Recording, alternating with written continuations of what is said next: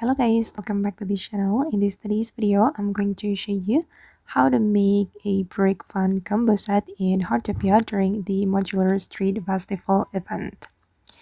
Okay, let's get into it guys. This is one of the festival foods that you can make, and if you want to make the brick fun combo set, you need to have the recipe, and you can get the recipe from Massimo's cooking store, and you can make it with this brick serving cart.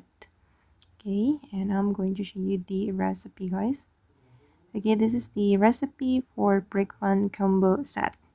You need this brick bowl fruit shaped ice, and then the fruit verbena pie, and also this brick mushroom patty burger. And to make them, you need to have or unlock the recipe first. You need to unlock this recipe, this one, and also this one. After you make them, you can make the brick fun combo set. Okay, I'm going to start cooking. Don't forget to adjust the heat level to avoid bizarre food. Alright, now it's done.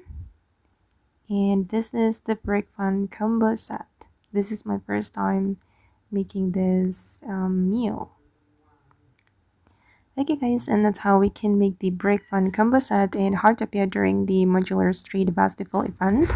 I hope this video will be useful for you. Thank you so much for watching, and bye!